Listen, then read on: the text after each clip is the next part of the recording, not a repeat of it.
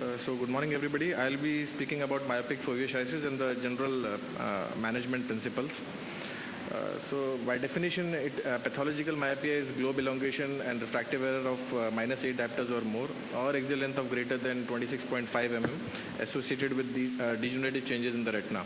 The epidemiology, differs from different geographical regions, and it has a high disease burden. Myopic Foveoschisis is about 30 to 40% of patients having more than 8 diopters of myopia. Now what happens is excessive axial elongation of the eye results in mechanical stretching, leading to further complications and features like posterior staphyloma, chorioretinal atrophy, RP atrophy, macular hemorrhages, CNVMs we have all seen, and myopic Foveoschisis, and finally myopic macular hole with detachments. So I'll be discussing the surgical part in the management of these, difficult cases. So there are a few points which have to be, you have to keep your basics right. First is the visualizations. Second is the length of the eyeball.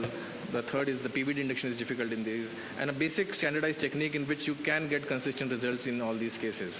So coming to the visualization part, even a small amount of spherical aberration because of small amount of lenticular opacity can, disrupt your view. So it's always a good idea if the patient is 40 plus and has a mild lenticular opacity, do a combined procedure, because the contrast is anyways very poor, and you have to peel the ILM which is thin and friable. So if you get a good lens in place and then do the ILM peeling, it's always better. You can see the crisp focus of the ILM in this case. So always I would prefer to do phaco vitrectomy combined procedure in these cases, unless of course the patient is very young and has a clear lens.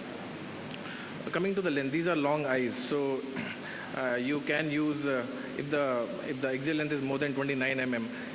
Then if you use the non-contact systems, your forceps are vertical, and the shaft of the forceps will touch the rim of the non-contact viewing system. So it's always a good idea to use contact macular lenses. It gives a high resolution, good magnification, and these are excellent. And your maneuverability of the forceps while peeling is excellent in these cases. So, and sorry.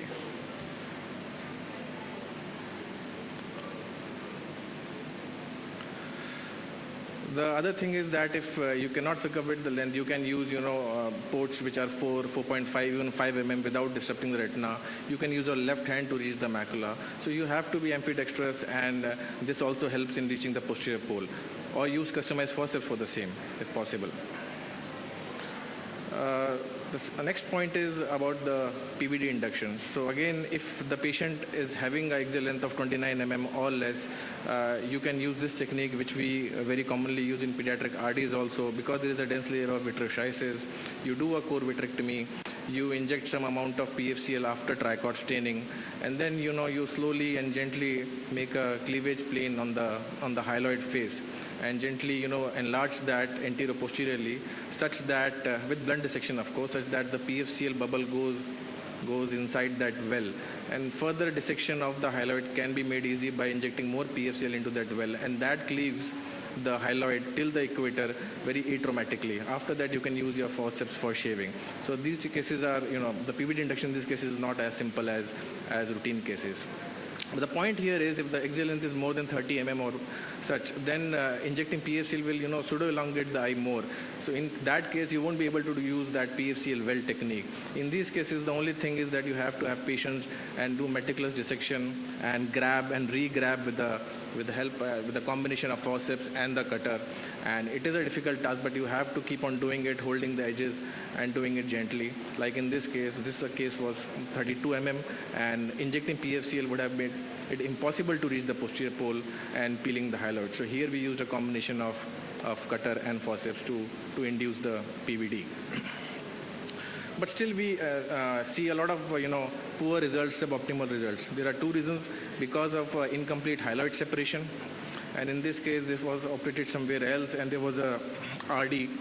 It was operated for a myopic macular hole, and you can see in these cases, more than the triamcinolone acetonide, the blue dye helps, and after injecting the trypan blue, you can see the whole sheet of the vitreous, lying on the posterior pole, and it had not been cleaved, and gas had been injected, and it contracted and it led to the enlargement of the hole and re-RD. So you have to stain with multiple dyes, and the point here is while dyeing injection of the dye, like in routine macular holes, you keep it for 10-15 seconds. You have to keep it for a little longer because the contrast is low and it takes time to stain in these eyes.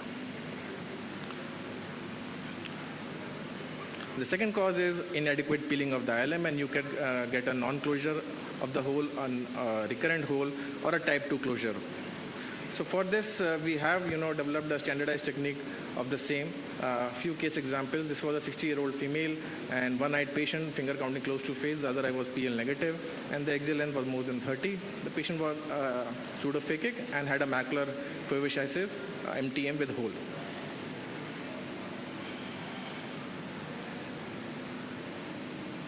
So again, inserting a posterior port around 4.5 and inducing the PVD, checking again and again with the re-injecting of the triamcinolone so that no amount of vitroschisis is left and all the hyaloid is removed adequately.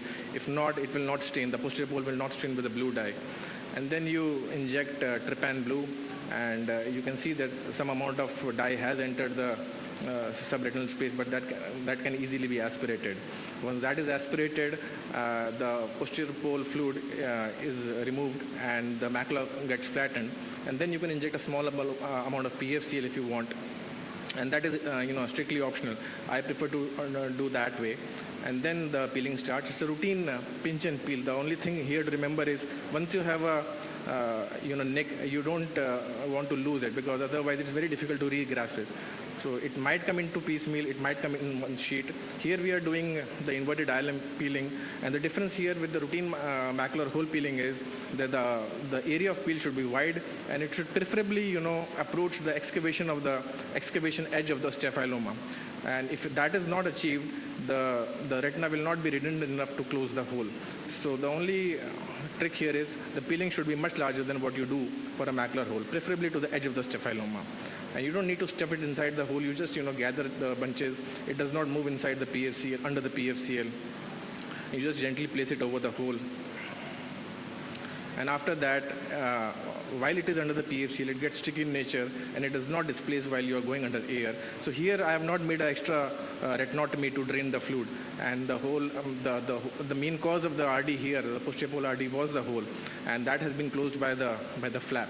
And you aspirate the PFCL, and you can see the blue dot in between, in the center. It does not displace even after the aspiration of the PFCL. This is a ICL posterior pole RD, again, a pathological myopia, an axial length of more than 30 mm.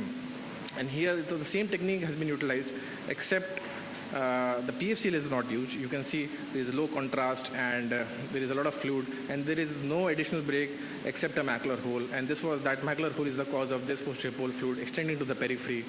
Again, trichord injection, thorough PVD induction, thorough vitrectomy, staining with the brilliant blue, and here the peeling starts.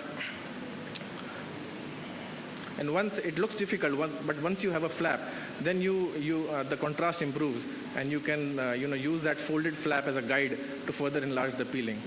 And you can see all the flaps. This is not under PFCL. This is just under fluid, and you just bunch them up in the center.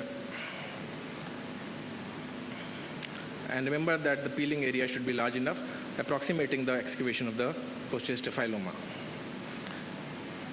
Once that is done, you do a 360-degree peripheral indentation, and again go under air. And in all these cases, use a gas, whether SF6 or C3F8, because that conforms to the contour of the staphyloma more than the oil. The oil will give a dead space, leading to a late reopening of the hole.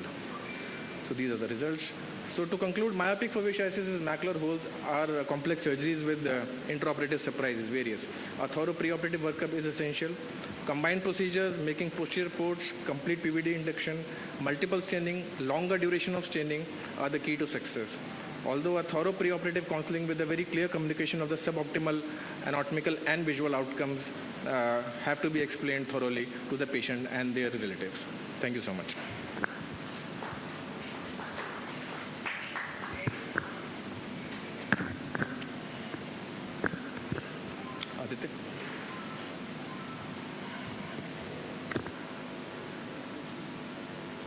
So next we have Dr. Bhuvan. He is going to talk about optic pit.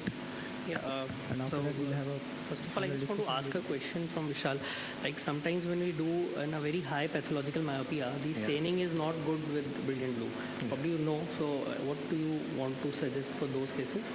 See, if there is no staining, that means that there is a membrane of hyaloid membrane over the macula. If it is a faint staining, I recommend again restaining maybe multiple times and not staining it just for 15 or 20 seconds and washing it off. I would recommend a minute of BBG in the eye and then washing it off.